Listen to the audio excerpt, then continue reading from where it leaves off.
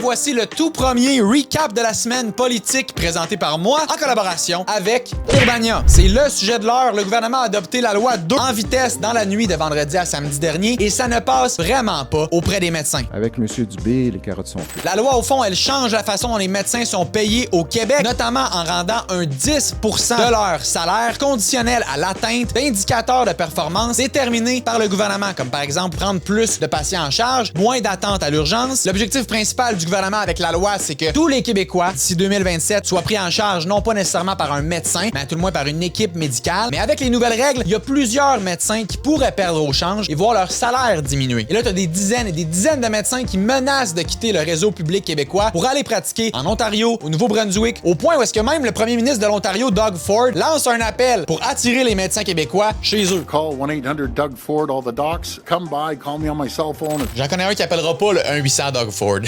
C'est pas le temps de se tirer dans le dos entre les provinces. Mais une médecin qui, elle, pourrait envisager passer un coup de fil à Doug Ford, c'est Laurence Carman, fille du ministre responsable des services sociaux, le docteur Lionel Carman. Sa fille est également médecin spécialiste et qui sort publiquement dans le Devoir pour dire que si le gouvernement ne me permet pas de pratiquer librement, je n'aurai d'autre choix que de quitter le Québec. Devant le choix déchirant de choisir entre son gouvernement et sa famille, le ministre Carman annonce qu'il quitte son poste de ministre, qu'il quitte son poste au sein du caucus de la CAQ et qu'il demeurera indépendant jusqu'aux élections de 2026. J'ai pris la décision déchirante de quitter mes fonctions de ministre. Je fais le choix de ma famille, la famille que nous avons construite, mon épouse et moi. C'est un dur coup pour le premier ministre, ami de longue date du docteur Carman, qui avait participé à la création, à la fondation de la CAQ, et on le sentait ébranlé en point de presse. Et dans la vie, il faut toujours choisir d'abord sa famille. C'est ce que fait Lionel aujourd'hui.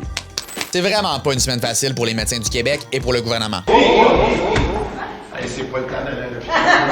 Si le feu est pris entre le gouvernement et les médecins, il l'est aussi entre le chef du PQ, Paul Saint-Pierre Plamondon, et le chef du Parti libéral, Pablo Rodriguez. Il y a 2 mois, le chef du PLQ disait en entrevue: Je passerai pas mon temps à faire campagne contre un référendum. Mais la tentation était visiblement trop grande pour le chef du Parti libéral lors de leur congrès à Trois-Rivières. On n'en veut pas de référendum. Non merci à un référendum. Ah, il a rajouté ça aussi. Je demande à Paul Saint-Pierre Plamondon, respectez les Québécois, parce qu'on n'est pas moins Québécois, parce qu'on veut pas un référendum. Et la réplique du principal intéressé: Un Parti libéral du Québec qui fait des campagnes de peur et qui a presque pas de contenu, et ça a toujours mené à des gouvernements affairistes et corrompus. Wow! Et Pablo a vraiment pas aimé ça de voir son parti se faire traiter de corrompu, a demandé au chef du PQ de rétracter ses paroles, ce à quoi il a répondu: Gouvernements libéraux affairistes et corrompus. C'est ce que j'ai dit, je viens de le répéter. Et là, le yab est aux vaches. Pour un gars qui va être premier ministre du Québec, je pense que ça en dit long sur le personnage Paul Saint-Pierre Plamondon. C'est un petit François Legault, Paul Saint-Pierre Plamondon. Ah, comme dans le bon vieux temps. Parti québécois, Parti libéral, souverainiste contre fédéraliste.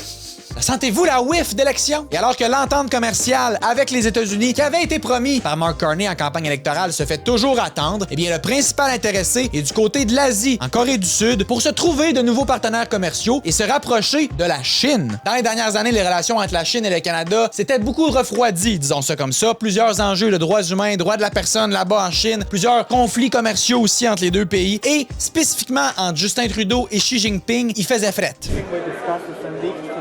That's not appropriate.